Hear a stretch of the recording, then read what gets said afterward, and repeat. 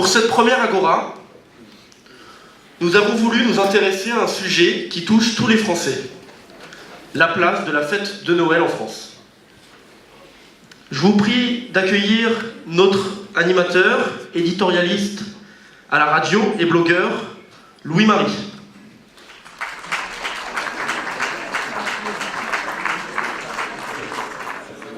Veuillez maintenant accueillir notre premier invité, Gauthier Besse-de-Berck.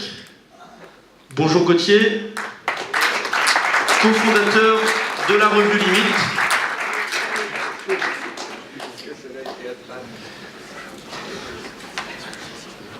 Place maintenant à Saïd Oujibou. Bonsoir. Bonsoir Saïd Oujibou, pasteur converti. Et enfin, veuillez accueillir maintenant François Huguenin.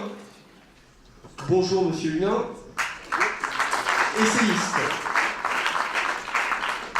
Je vais maintenant laisser la parole à Louis-Marie et je vous dis à tout à l'heure. Merci beaucoup Pierre. Alors, Noël, c'est le sujet qui nous rassemble ce soir. Il y a 2016 ans, le premier Noël était assez vétuste.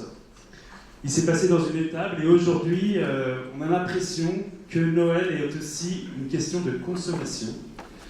Et nous allons en parler avec nos invités François Huguenin, Saïd Oujibou et Gauthier Besse. Une question qu'on peut se poser, c'est vrai, aujourd'hui, on a l'impression, pour commencer, est-ce qu'il y a un sens à Noël? Alors, j'ai fait un petit micro-trottoir. Et j'ai demandé aux gens, pour vous, qu'est-ce que Noël? Et la question, ce qui est revenu, c'est un moment de famille, aussi un échange de cadeaux. Et puis, en avant-dernière position, peut-être, dans les tréfonds du classement, il y avait, c'est aussi la naissance du Christ. C'était bien de le rappeler. Alors, la première question que j'aimerais poser à nos invités, peut-être Saïd, vous êtes d'une famille d'origine musulmane, vous êtes né dans une famille musulmane, et vous êtes venu en France à l'âge de 2 ans et demi. Est-ce que vous pouvez nous dire, ça peut être intéressant, comment vous viviez Noël, vous, quand vous étiez petit? Et j'ai posé la même question à François Huguenin et à Gauthier Besse. Voilà, bonsoir à chacun, bonsoir à chacune, salam alaikum. Je suis en tout cas très heureux d'être avec vous ce soir. Je sors tout juste d'une opération du rein, donc je suis un petit peu dans les vapes, un peu shooté. En fait, Noël, que représente-t-il? Il a représenté pour moi, dans l'est de la France, un sapin que j'avais mis à la maison. Je l'avais décoré un peu toute l'après-midi. Et ce sapin, quand ma mère finalement est rentrée de course, elle l'a passé par la fenêtre. C'était un objet non identifié qui a traversé la cité. Et effectivement, donc c'était plutôt la fête des Français, la fête des Occidentaux, la fête des personnes, des voisins qui étaient autour de moi, mais personnellement, ça n'avait aucun sens, en tout cas dans mon contexte de l'époque. Merci beaucoup, Saïd. François, un premier souvenir, une Madeleine de Proust de Noël, ce serait quoi pour vous? C'est très compliqué. Alors si je suis très politiquement correct, je vais dire que mon premier souvenir de Noël, c'est ma crèche d'enfants, où je mettais quand même pas mal d'automitrailleuses et de soldats de plomb dedans. Ça c'est la version sympathique, soft. La deuxième, je suis désolé vu le débat, c'est quand même les brioches et le chocolat chaud que ma mère préparait après la messe de minuit, où on avait bien dormi. Et puis si je vais encore plus loin, c'est les atmosphères parfois très étouffantes dans les familles, les fêtes de Noël. Voilà. Merci beaucoup. Et pour finir, Gauthier, juste un souvenir comme ça de Noël. Alors, comment vous viviez Noël plus jeune? Oui, alors, Noël, c'est un peu la fête obligatoire. Et d'autant plus à un moment où on a perdu le sens, l'origine, où on a du mal à faire le lien entre un folklore sympathique, une injonction à consommer toujours plus, et les textes de ce petit bonhomme qu'on nous dit être le Messie, le prince de la paix, Dieu fait petit enfant, qui naît à Noël, qu'on entend pour ceux qui vont à la messe de minuit. Donc il y a un peu toutes ces contradictions à Noël une attente que vivent les chrétiens, l'Avent, les bougies qu'on allume sur la couronne, la crèche qu'on prépare, le sapin, en même temps les rues qui s'illuminent de phares un peu criards pour donner le déclic à la consommation. Dès la Toussaint, c'est assez frappant, à peine la Toussaint est-elle venue, pour l'instant il me semble qu'on n'a pas encore lancé la conquête de Noël avant la Toussaint. Donc pour moi c'est voilà, ces contradictions et cette difficulté à se placer par rapport à ces Donc c'est comme ça que vous le viviez plus jeune. C'était la question. C'est oui, la question. en tout cas c'est comme ça que maintenant je le David, quel est pour vous le sens aujourd'hui de Noël? Parce que vous avez parlé quand vous étiez plus jeune, maintenant aujourd'hui vous êtes confronté à la jeunesse qui souffre, à la jeunesse qui est parfois désenchantée. Noël, on dit souvent on parle de la lumière de Noël. Est-ce que cette lumière, vous la voyez aujourd'hui? Alors, tout d'abord, Noël, pour moi, aujourd'hui, c'est clair que c'est quelque chose qui retentit, c'est quelque chose qui résonne dans le sens où, d'abord, je l'ai expérimenté. Pour moi, Noël, c'est pas simplement une vérité qui est historique, donc c'est surtout une expérience qui est personnelle. Et cette incarnation, en fait, du Christ, elle s'est manifestée, elle s'est faite, je dirais, à travers une expérience concrète, palpable. Et Noël, aujourd'hui, pour moi, ça a été la plus belle, je dirais, des rencontres, c'est cette incarnation, je dirais, de réaliser que ce Dieu qui me dépasse, Allah Ta'ala, dans sa grandeur, dans sa puissance, je dirais, s'est déplacé, a fait ce mouvement du haut vers le bas, s'est fait chair et s'est manifesté, je dirais, pour prendre, je dirais, mes blagues, mes fautes, mes péchés, mes erreurs. Je crois que ça a été l'expérience la plus bouleversante. Alors, venant d'un arrière-plan musulman, bien sûr, pour moi, c'est très difficile, je dirais, de concevoir, je dirais, c'est presque déifier, je dirais, un homme. C'est comme si les chrétiens avaient divinisé un homme. Mais en fait, on réalise que, finalement, ce Dieu qui est tout-puissant,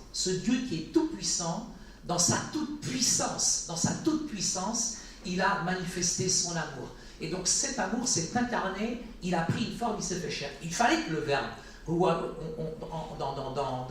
ma langue, on dit kalimat Allah, on dit qu'il est la parole de Dieu. Et cette parole, elle est venue, elle a habité parmi les hommes l'ont côtoyé, certains l'ont rejeté effectivement, peut-être à cause de l'orgueil, mais en tout cas moi je l'ai accepté parce que le Christ pour moi, Yeshua al-Masih,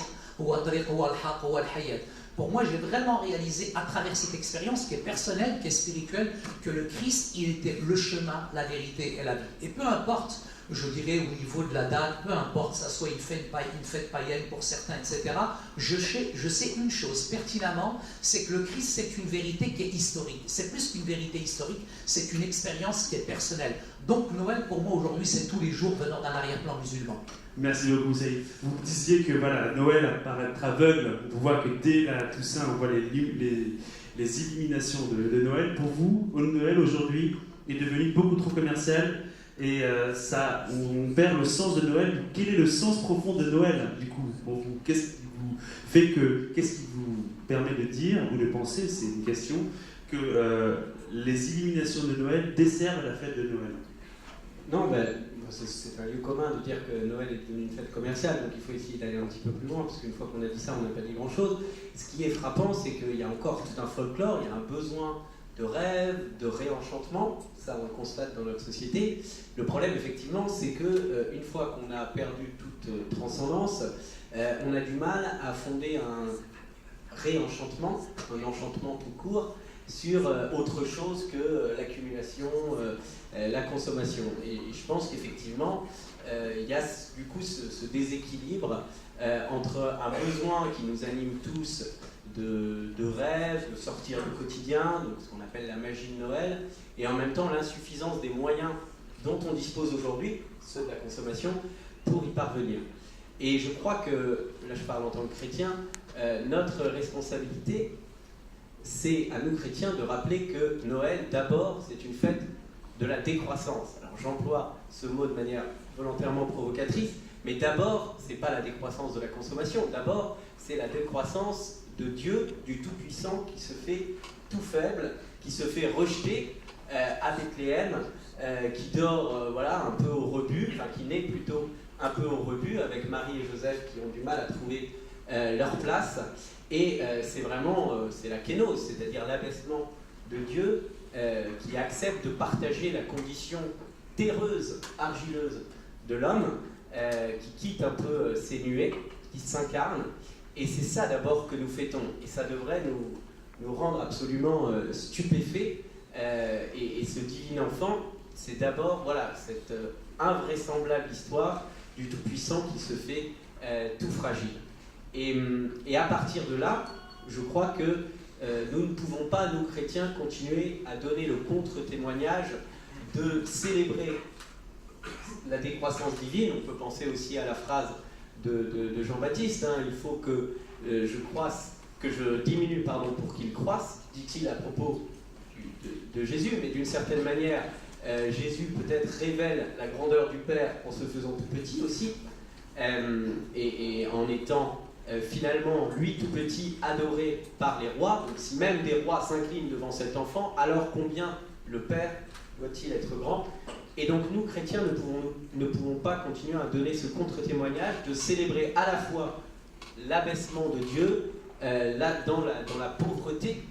Dans la pauvreté, il faut imaginer ce que c'est quand même qu'une étable ou même une pièce commune, et en même temps, par nos actes, continuer, participer, collaborer à cette surabondance, à cet excès, à cette dépense. Hein. Il faut savoir dans quelles conditions, par exemple, pour dire une chose très concrète, dans quelles conditions est fabriqué le foie gras. Je pense que si nous le passions 10 minutes devant une oie gavée, nous aurions tout de suite beaucoup moins d'appétit. Donc à mon avis, il faut aller vers plus de cohérence, et notamment pour nous chrétiens, et de redécouvrir la sobriété de Noël dans nos manières de fêter, de nous réjouir. La fête ne veut pas dire la surconsommation. Merci beaucoup. Alors, François Huguenin, une question. Est-ce que vous reconnaissez dans ce que dit Gauthier Besse, c'est-à-dire ce contre-témoignage? Est-ce que vous pensez que les chrétiens sont dans un contre-témoignage absolu du fait qu'ils ne sont pas dans la décroissance du Christ fait bébé, dans une étable un peu rustique? Est-ce que vous reconnaissez dans ce que dit Gauthier Besse? Non, mais je me reconnais dans ce que dit Gauthier, mais comme il faut faire un peu de débat, je vais quand même essayer un petit peu de m'écarter de son propos, que globalement je cautionne évidemment.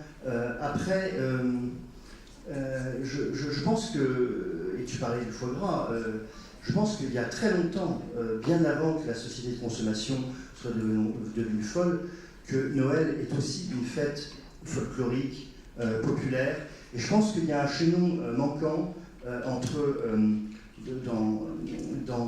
cette espèce de schizophrénie qui existe entre Noël, fête de l'incarnation, et la société et Noël, fête de la société de consommation. Il y a un chaînon manquant auquel j'ai fait allusion très rapidement tout à l'heure, sur lequel je voudrais revenir, c'est la famille. En réalité, moi je suis très frappé, je prends le train quasiment tous les jours pour venir travailler à Paris, et quand j'en ai marre, je mets ma musique sur mes oreilles, parce que c'est parfois un peu lourd d'entendre toutes les conversations du train, mais c'est aussi parfois un moyen d'aller à la rencontre des autres, tout simplement, en accueillant ces conversations et en essayant de ne pas les juger.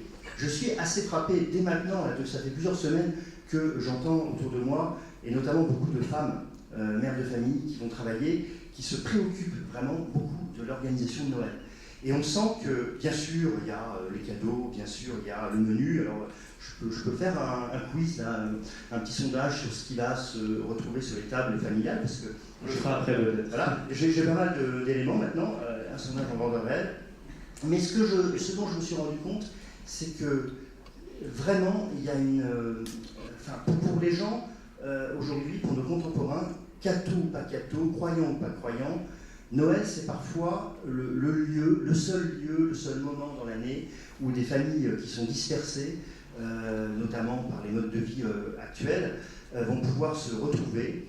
Et il y a quelque chose qui peut parfois paraître un peu, dont on pourrait se moquer, mais dont je n'ai pas envie de me moquer, qui est quelque chose d'un peu désespéré. C'est que tous les ans, on essaye, on croit, et on veut croire. Parce qu'en fait, si on n'y croit pas, on est désespéré.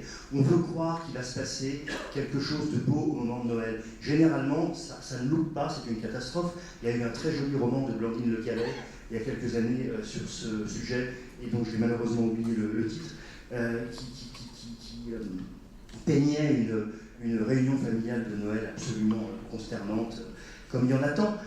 Donc en fait, il y a une attente. Et ça, je crois que ça nous dit aussi beaucoup de choses.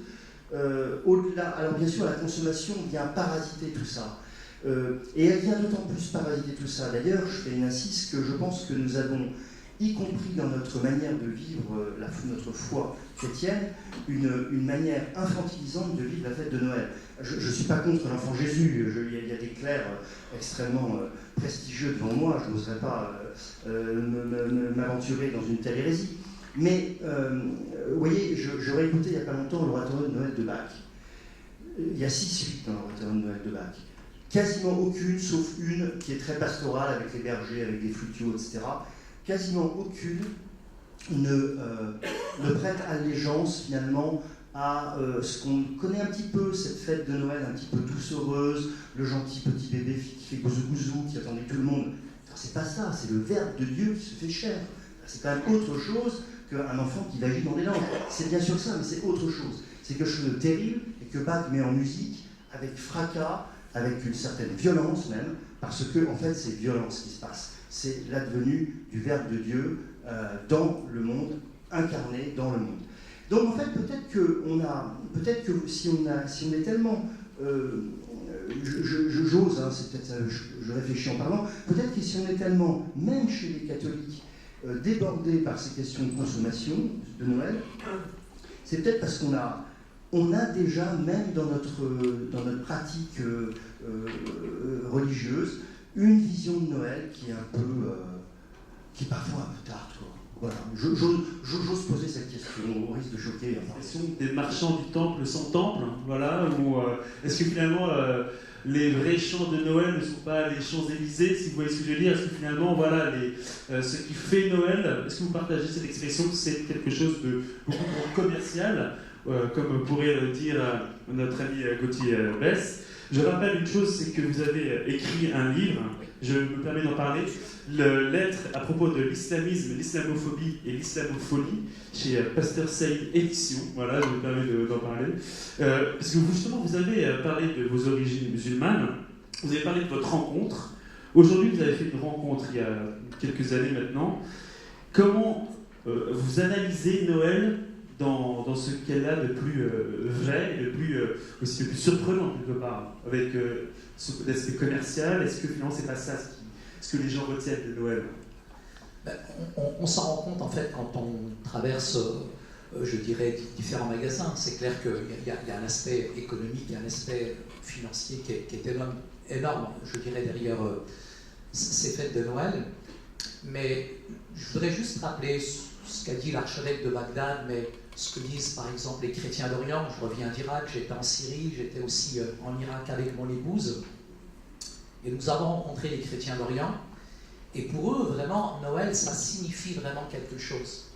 C'est pas simplement une date qu'on place, c'est pas simplement un réveillon, c'est pas simplement les cadeaux, mais c'est vraiment la venue d'une personne. Et cette personne qui est venue justement apporter la paix entre les hommes. Je crois qu'on parle du vivre ensemble en France, on parle du vivre ensemble, on parle de cette coexistence, mais cette coexistence, elle doit être active. Et je crois que derrière le sens de Noël, au-delà de l'aspect commercial, etc., il y a un message. Tout à l'heure, on parlait du verbe incarné, de la parole, et ce logos amène un message d'amour, un message d'espoir. Et Noël, pour moi, dans une société qui communautarise, qui catégorise, qui met de plus en plus les gens en opposition, et c'est plutôt aujourd'hui le règne de la peur, c'est justement l'occasion, au-delà de l'aspect commercial, etc., que les chrétiens, français, autres, etc., puissent manifester véritablement le Verbe incarné d'une manière concrète et pouvoir l'apporter, je dirais, autour d'eux, dans une atmosphère d'amour et de liberté. Parce que le vrai sens commercial, il y a un sens commercial, et je pense qu'au-delà de l'aspect économique, etc. et tout, nous devons apporter ce message avec force, avec amour, avec conviction, puisque le monde dans lequel on est aujourd'hui en a vraiment besoin. Donc moi je ne parlerai pas peut-être du vivre ensemble, mais plutôt du libre ensemble, et peu m'importe en tout cas l'aspect commercial, c'est pas ça qui m'intéresse personnellement. Et par rapport à l'aspect familial, je me permets d'en parler, je sais que c'est une famille qui vivait au-dessus de votre immeuble, quand vous étiez jeune, qui vous a permis de rencontrer Christ de manière indirecte. L'aspect familial de Noël, comment vous l'appréhendez vous-même? Est-ce que c'est quelque chose qui est différent dans chaque fête? Non, je vais peut-être vous heurter, peut-être vous choquer personnellement. Venant d'un arrière-plan musulman, donc en quittant, je dirais, entre guillemets, une certaine tradition religieuse, en la quittant, je n'ai pas renié non plus mes origines. Je suis marocain, fier de l'être, je mange du couscous toujours avec mes 3 doigts. Mais ce que je voudrais vous dire très honnêtement, c'est que nous, les néo-chrétiens, les néophytes, comment nous avons passé notre premier Noël? Mon premier Noël, je l'ai passé avec ma dindette, ma bûchette et ma clairette. C'est-à-dire que je me suis retrouvé tout seul le jour de Noël. Et les Français n'avaient aucune sensibilité pour m'inviter chez eux. Et c'est le cas aujourd'hui de milliers, de millions de musulmans qui se convertissent. Puisque si on accepte que des Français deviennent musulmans, il faut accepter qu'un musulman devienne chrétien. Mais le musulman qui devient chrétien quand il arrive dans une paroisse, souvent avec des prêtres qui sont frileux et qui n'osent même pas en tout cas nous accueillir, et les chrétiens qui n'ont pas de sensibilité aussi pour accueillir, pas que moi, pas que ces musulmans qui se convertissent, mais vous avez aujourd'hui à Paris 12 millions d'habitants. Mais combien malheureusement vont passer Noël de manière vraiment solitaire? Donc le sens de Noël, il n'est pas que familial, cette famille dépasse, je dirais, les liens de sang, c'est une famille qui est d'abord spirituelle. Voilà, je voudrais simplement souligner ceci. Pour moi, l'aspect familial, il est bien, mais la famille, je dirais, chrétienne, elle est beaucoup plus importante, et ça, c'est important. Qu'est-ce qui, pour vous, est responsable de cette indifférence qui existait déjà à l'époque de Jésus? Parce que si on se rappelle bien de l'histoire, c'est vrai qu'ils ont été un peu livrés à eux-mêmes pour se retrouver dans cette étable. Qu'est-ce qui, selon vous, aujourd'hui, fait naître cette indifférence? Vous, Gauthier, selon vous, Gauthier, selon vous, bien sûr, François Guenet, bien sûr, vous pouvez tous les 3 intervenir. C'est une vaste question. Il y a sans doute évidemment. Est-ce qu'il y a une indifférence spécifique à Noël, peut-être? Oui, mais en fait, ce qui est compliqué, c'est effectivement, comme l'ont très bien dit François et Saïd, Noël, c'est le moment où on se dit il faut être ensemble, il faut faire la fête. Parce que si on ne l'est pas à cette occasion, on ne le sera jamais. Donc effectivement, je pense qu'il y a une pression terrible, et sur les familles, pour passer un moment convivial, même quand ça se passe mal. Donc c'est l'angoisse matérielle, mais qui cache en fait une angoisse existentielle, une angoisse relationnelle souvent. Évidemment, si on veut tout préparer, que tout soit parfait, c'est parce qu'on se dit il ne faut pas rater. Donc on se met une pression absolument terrible, et le matériel est bien souvent, comme souvent, un prétexte. Et en même temps, il y a les gens seuls. Et alors là, c'est encore plus terrible, parce que eux, ils entendent Noël, la famille, et ils nous voient, et eux n'ont pas cette chaleur. Donc je crois que ce que vous avez dit, Saïd, est vraiment très important, et je le prends en pleine face. Oui, évidemment, nous, il faut que Noël soit des moments de retrouvailles familiales, mais nous qui avons, en tout cas c'est mon cas, la chance d'avoir une famille unie, eh bien peut-être que pour nous, Noël, c'est le moment particulier où nous devons élargir notre cercle familial et accueillir et penser une famille effectivement plus communautaire, que ce soit avec nos frères chrétiens esselés dans la paroisse, ou même effectivement le pauvre, la voisine isolée, le malade, la personne handicapée, etc. Et peut-être parce que voilà, nous avons la chance que ce soit un peu Noël toute l'année dans les familles unies, et c'est un privilège aujourd'hui extrêmement rare, et il faut se battre pour garder cette réalité extrêmement précieuse, mais en même temps peut-être est-ce de notre devoir, de notre responsabilité à Noël justement d'offrir cette unité familiale dont tant et tant de gens sont privés et dans notre société. Et là, je crois qu'effectivement, il y a une belle source de réflexion et d'engagement. On se demande souvent que faire face à la misère, on se sent tout petit. Et bien là, je crois que c'est vraiment le message de Noël aussi. Voilà, il suffit d'être ensemble avec quelques bergers qui devaient un peu puer, quelques rois mages qui devaient un peu suer après leur long voyage, un petit enfant qui devait brailler comme tous les petits enfants, Marie qui devait être épuisée, Joseph qui devait être un peu quand même perdu. Mais voilà, ce qui compte, c'est d'être ensemble et de fêter ce qui nous rassemble. Et ce qui nous rassemble avant tout, eh bien, c'est la création, et cette création à laquelle Dieu rend visite de manière effectivement absolument sidérante. Est-ce que être ensemble, c'est pas des vœux pieux quelque part? Est-ce que ça suffit? Que faire pour justement, voilà, pour relancer ce que disait Gauthier, pour que justement ça ne reste pas des vœux pieux, pour rentrer dans le réel de la chose? C'est compliqué parce que moi j'ai un exemple familial très, alors pour le coup assez édifiant. Je rends hommage à mes parents. Tous mes Noëls d'enfants, on n'est pas une famille nombreuse, hein, je n'ai qu'une sœur, donc c'était un peu morose, mais et tous les, comme pour rajouter dans la morosité, tous les Noëls, nous les passions avec une vieille dame amie, d'ailleurs qui était peut-être la moins amoureuse de tous, d'ailleurs, comme quoi. Et c'est vrai que j'ai eu cet exemple que Noël était ouvert quand même à quelqu'un qui était seul, une femme seule, qui sinon aurait passé son Noël seul. Alors après, qu'est-ce qu'on fait? Et c'est toujours très compliqué ces histoires de qu'est-ce qu'on fait, parce que il y a, comme le rappelait Gauthier, comme je disais tout à l'heure, il y a des enjeux parfois extrêmement forts et des pressions monumentales avec Noël. Alors, je ne parle pas du moment où il y a les belles filles et les gens, enfin là ça devient carrément, c'est Beyrouth quoi. Donc non mais je veux dire c'est parfois parfois beaucoup plus facile d'inviter tous les dimanches quelqu'un à sa table que d'inviter le jour de Noël où c'est vraiment le truc. Et c'est pour ça que j'ai du mal à répondre à votre question, parce que quand vous dites qu'est-ce qu'il faut faire, qu'est-ce qu'on peut faire, moi je vais vous donner un exemple. Il y a une dizaine d'années, ma femme qui était limite avant limite m'a dit un jour j'en ai marre. Ces fêtes de Noël qui sont les fêtes de la consommation, il faut arrêter d'offrir des cadeaux à Noël. On va désormais les offrir le jour de la Saint-Nicolas. Alors, on a fait ça, mais ça a été un flop, mais monumental. Le truc, c'est-à-dire qu'on a offert les cadeaux aux enfants le jour de la Saint-Nicolas, qui sont quand même demandés si leurs parents n'étaient pas devenus complètement cinglés. Et quand on leur a expliqué à grand-peine que le jour de Noël, il n'y aurait absolument pas de cadeaux, ils ont vraiment pensé qu'on était des criminels de guerre. Donc qu'est-ce qu'il faut faire? Et en fait, on a arrêté, parce que, d'ailleurs, de ma faute, j'ai dit à ma chère tante, écoute, ton truc, c'est formidable, mais enfin, c'est complètement idéaliste, ça ne fonctionne pas. Nos enfants vivent comme tous les enfants du monde, donc ils veulent leur cadeau à Noël, et puis basta, et puis on va faire tout ça. Donc, j'ai peut-être eu tort. Vous voyez ce qu'on peut faire? Je ne sais pas. Je crois qu'il y a... Souvent, c'est la politique des petits pas. C'est-à-dire que nous, effectivement, en famille, moi j'ai 5 enfants, nous faisons attention chaque année à ce qu'il y ait plutôt un peu moins de cadeaux que les années précédentes. Et chaque année, on se fait la même réflexion en se disant, il y en a moins, mais il y en a quand même trop. Bon, mais je vous le dis, on progresse. Alors bon, on est peut-être lent chez nous, hein, c'est possible, hein, mais voilà.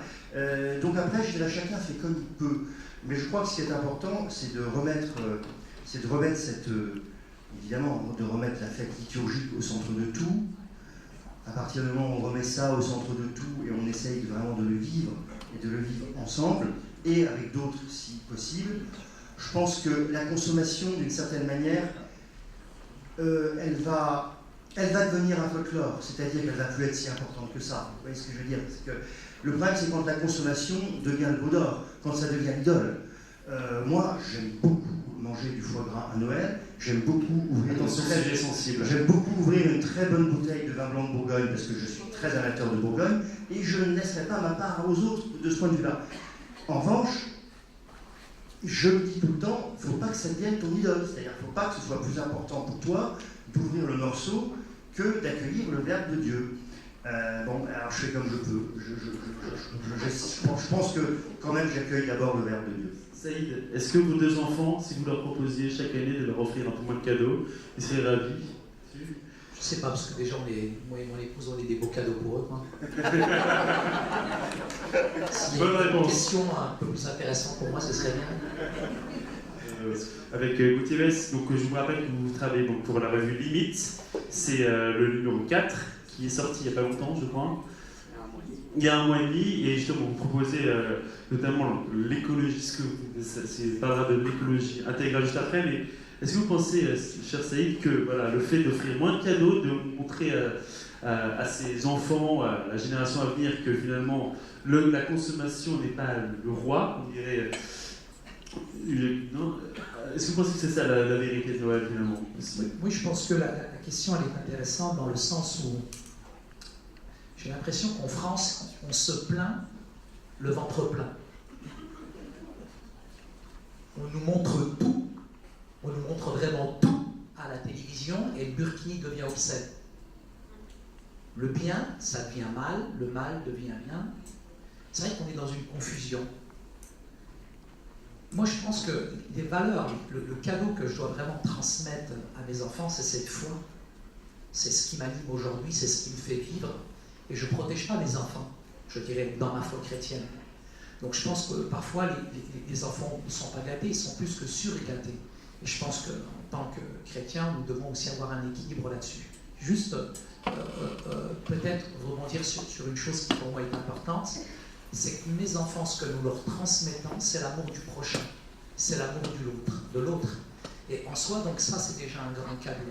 Les enfants, bien sûr, sont dans une école privée catholique, donc ils ont fait ce choix, ils ont des convictions, mais ces convictions chrétiennes font qu'on va vers l'autre. Et je pense qu'aujourd'hui, il faut qu'on aille au-delà des apparences, des préjugés, et qu'on gomme un petit peu tous ces mauvais clichés, et qu'on aille vers l'autre pour justement transmettre ce cadeau-là. Donc pour moi, Noël est plein d'espérance. Et je pense qu'il y a un cadeau que je dois transmettre à mes enfants, c'est celui de pouvoir partager, je dirais, cette bonne nouvelle de l'Évangile dans une atmosphère d'amour et de liberté. Aujourd'hui, je le dis et je le redis, on est dans une période de Noël qui est très intéressante. Mais moi, je suis face à d'autres situations. On parle de cadeaux, etc. Mais j'ai envie de parler ce soir de la radicalisation, de la déradicalisation dans nos quartiers, dans nos banlieues. Mais qu'est-ce qui va déradicaliser aujourd'hui les jeunes dans nos quartiers? Qu'est-ce qui va les déradicaliser? Je voudrais simplement vous dire, tout petit, dans ma cité, dans mon quartier, les 5 personnes qui osaient venir dans mon quartier à Noël, c'était des bonnes sœurs catholiques, en bleu avec des croix, les Batman en bleu. Donc je me permets de vous dire, me parler des cadeaux, de l'aspect commercial, je m'en fiche complètement, quoi. Mais le plus beau cadeau que j'ai reçu, c'est quand ces bonnes sœurs catholiques sont venues dans mon quartier et qu'elles ont posé un regard positif sur moi. Et ce regard positif a été intégré, intériorisé, et c'est la première fois de ma vie que je me suis vu en France aimé, considéré, et c'était pas au commissariat, c'est par ces bonnes sœurs catholiques. Donc pour moi, ça a été le plus beau cadeau de Noël quand ces bonnes sœurs catholiques sont venues à Noël, parce qu'elles avaient le sourire. Et ça m'a beaucoup dérangé. Donc je suis allé voir un de mes grands frères, je dis, mais ces femmes en bleu, qui sont-ils, etc. Elles sont arrivées à Noël, elles ne sont pas venues avec des cadeaux, mais elles sont venues avec un sourire. Et donc je dis, mais mon frère il m'a dit, mais ils sont hérétiques, etc. Ils vont aller en enfer. Je fais, elles vont y aller avec le sourire. Excusez-moi. On est dans une période qui est critique, une période qui est difficile aujourd'hui.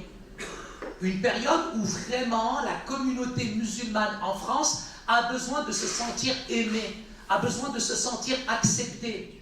Et ce n'est pas les centres de déradicalisation qui est en train de mettre l'État qui va déradicaliser les jeunes. Mais il serait peut-être temps que les églises en France manifestent leur amour, particulièrement à Noël. Et ce qu'il faudrait faire de concret, c'est que chaque famille catholique, réformée ou déformée comme moi, puisse inviter une famille musulmane chez elle, mais l'inviter dans une atmosphère d'amour et de liberté, et manifester ce cadeau par excellence, qui est ce Verbe incarné, qui est ce Christ, qui s'est manifesté d'une manière concrète. Parce que ce n'est pas qu'une vérité historique, il serait peut-être temps que ça soit une réalité spirituelle, et qu'on sorte de notre frilosité. Merci beaucoup. Il nous reste... Voilà, quelle est l'espérance que vous avez pour Noël cette année, on va dire, et les autres années? 1 minute, pas plus. Eh bien, qu'on puisse entendre l'appel du pasteur Saïd, qui, je crois, nous ramène à l'essentiel. Et puis, peut-être aussi, quand même, pour avoir d'autres pistes concrètes que celle de l'accueil, mais il n'y a rien de plus concret que l'accueil.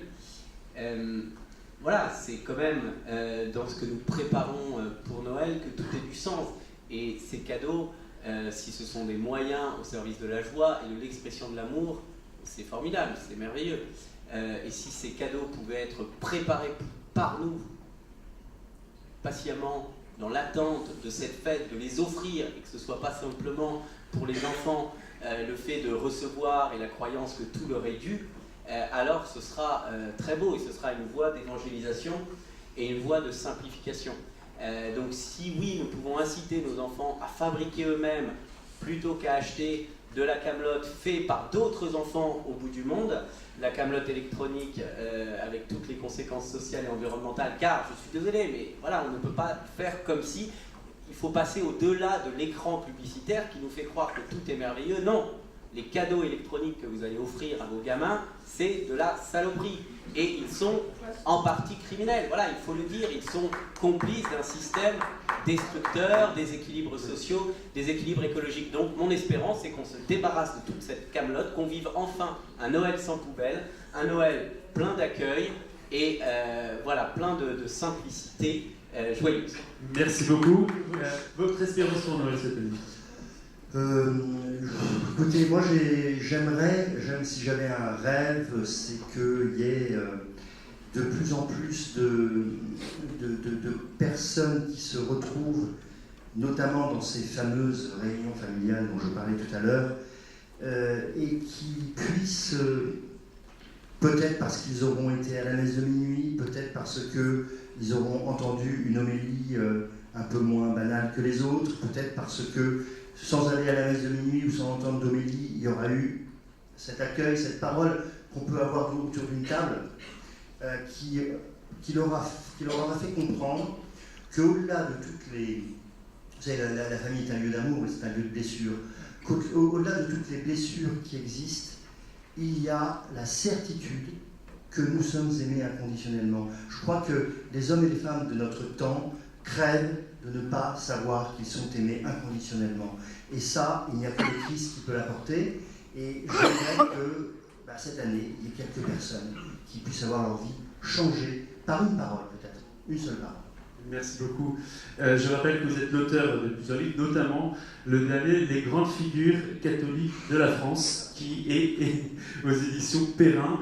Saïd Bougibou, peut-être un petit mot sur ce livre, la lettre à propos de l'islamisme, l'islamophobie, Oui. a publié après Charlie Hebdo. En fait, c'est un livre que j'ai écrit parce que je connaissais bien Charles. J'ai une très bonne amie aussi, Sinab El Razali, avec qui j'étais il n'y a pas très longtemps. Je reconnais une personne dans la salle qui était sur le même plateau qu'elle.